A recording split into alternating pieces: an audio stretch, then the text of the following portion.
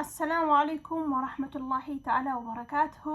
ሰላም ውድና የተከበራችሁ አኖ ኤንድ ሰሞ ዩቲዩብ ቤተሰቦቼ እንዴት ናችሁ? ደህና ናችሁ ወይ? ከኔ ጋር ሁሉ ሰላም ነው አልሐምዱሊላህ። ያው ዛሬ መጥቻለሁ። ዩቲዩብ ሰርቼ አላቅም፣ በጣም ቆይቻለሁ ዩቲዩብ ከሰራሁኝ። ያው ዛሬም ግድ ስለሆነብኝ የመጣሁት ማለት ከእናንተ ሀሳብ እፈልጋለሁኝ። እስኪ ማለት እናንተ በእኔ ቦታ ብትሆኑ ምን ታደርጋላችሁ? እስኪ ምንስ ትወስኑ ነበረ የሚል ነገር ነው እና ሀሳባችሁን የእናንተን ሀሳብና የእናንተን አስተያየት ፈልጌ ነው ዛሬ የመጣሁት ማለት ነው። ማለት እኔ በጣም ብቻ አላቅም፣ እኔ በጣም ግራ ስለገባኝና በጣም ስለጨነቀኝ ለዛ ነው እስኪ ዛሬ ከእናንተ ሀሳብ ፈልጌ የመጣሁት ማለት ነው። እናንተ በእኔ ቦታ ብትሆኑ ምን ታደርጋላችሁ የሚለውን ለማወቅ ያክል ነው። በመጀመሪያ ይሄን ቪዲዮ ሁላችሁ ላይክ ሼር አድርጉት፣ በዛውም ደግሞ ሰብስክራይብ አድርጉኝ። አላህ ካለ ኢንሻአላህ ያው ዩቲዩብ ላይም ለመስራት እሞክራለሁ ማለት ነው። ግን ደግሞ በዋነኝነት ዛሬ የመጣሁበት የእናንተን ሀሳብና የእናንተን አስተያየት ፈልጌ ነው ማለት ነው። እሱ ምንድነው መሰላችሁ? እኔ ያው እንደምታውቁት አልሐምዱሊላህ አላህ አሳክቶልኝ ኢቃማዬን ይዣለሁኝ። ኢቃማ አሰርቻለሁ፣ መኖሪያ ፍቃድ ማለት ነው። አልሐምዱሊላህ ረብል ዓለሚን የአላህ ገዛ በአላህ ገዛ የአላህ ገዛ ተጨምሮበት ከአላህ በታች ደግሞ ጓደኞቼ ጋር ሁኜ ኢቃማዬን አስተካክያለሁ። አልሐምዱሊላህ ረብል ዓለሚን። እናም በዛም አንድ ሀሳብ ጎድሎልኛል። ሁለተኛ ነገር ደግሞ በኢቃማዬ ምክንያት ፈሮሃንም ልጄንም ትምህርት ቤት አስገብቻለሁ ማለት ነው። አልሐምዱሊላህ ረብል ዓለሚን ያ ሁለት ነገር ተሳክቶልኛል፣ ከምመኛቸው ከምፈልጋቸው ማለት ነው። እና ሌላው ምን መሰላችሁ? አሁን መቼም ኢቃማ ካለ ታውቃላችሁ፣ ስደት ከመጣን እኔ በተለይ ስደት ከመጣሁ ቢያንስ ወደ 13 ዓመት ይሆነኛል። 13 ዓመት ሲሆነኝ ሄጄ ቤተሰብ አይቼው አላቅም። ታውቃላችሁ ያው ኢቃማ ከሌለን ቤተሰብ ሄደን መዘየር አንችልም። እና በዛ ምክንያት አሁን ላይ መሄድ አስቤያለሁኝ። በአላህ ካለ ሄጄ ቤተሰቦችን ማየት እፈልጋለሁኝ። ግን እዚህ ጋር ምንድነው እኔ አሁን በጣም ውስብስብ ያለብኝ ነገርና ለመወሰን በጣም ያዳገተኝ ነገር ምንድነው ታውቃላችሁ? እኔ ከልጅ ጋር ነው የምሰራው። ፈራህ አለች አሁን የ7 ዓመት ሊሞላት ነውና እሷ ከኔ ጋር ነው ያለችው። እሷን ይዤ ነው የምሰራው እና የእሷ ነገር አሁን ትንሽ አሳሰበኝ ማለት ነው። ማለት አንደኛ ነገር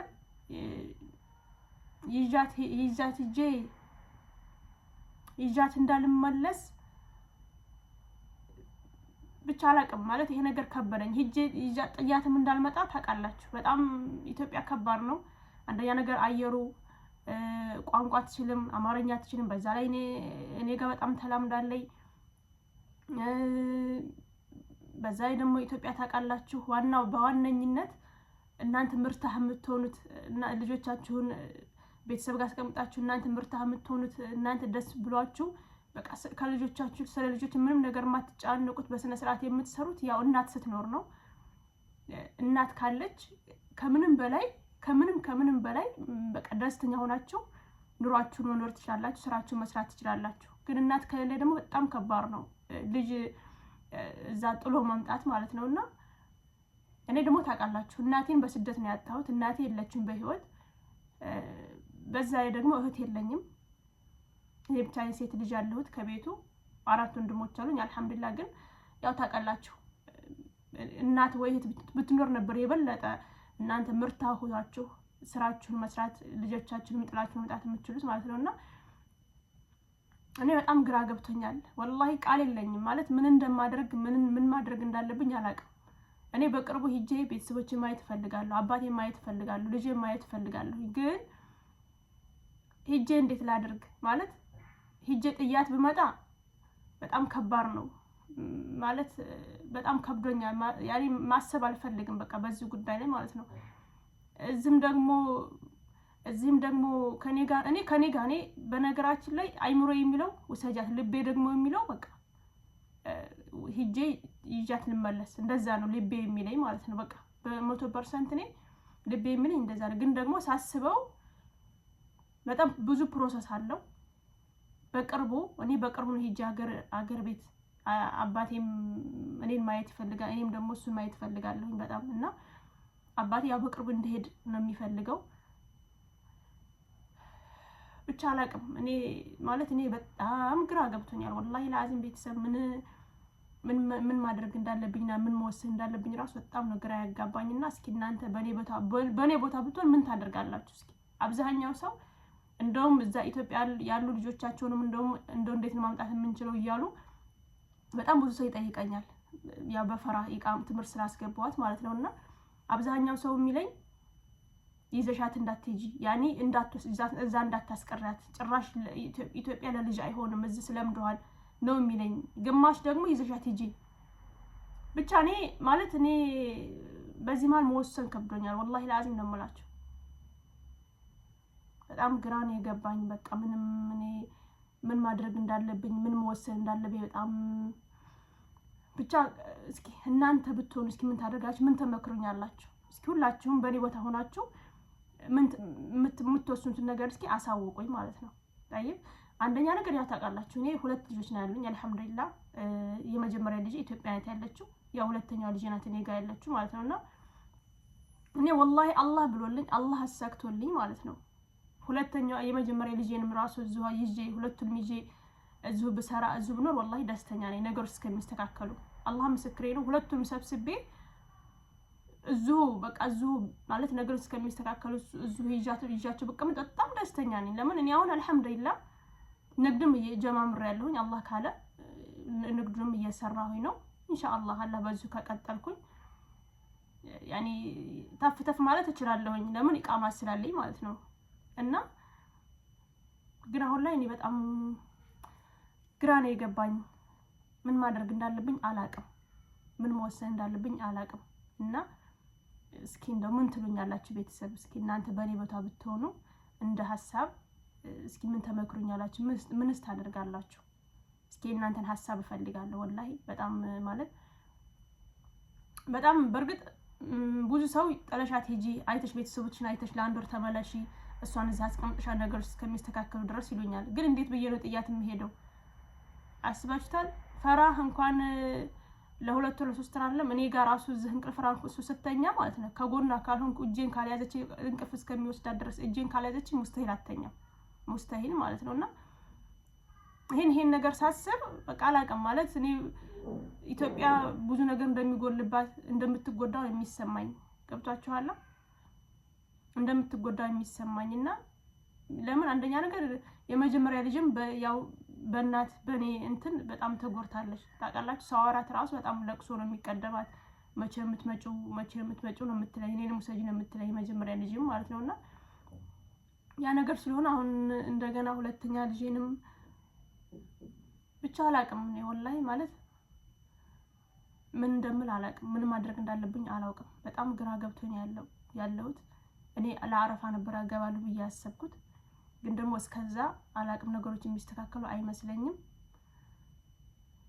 ብቻ እስኪ እናንተ በሪበታ ብትሆኑ ምን ታደርጋላችሁ እስኪ የሚለውን ከቻላችሁ እስኪ ሐሳብ ስጡኝ በቃ እኔ ሐሳብ ፈልጋለሁ والله የራሴ ጋር ታገልኩ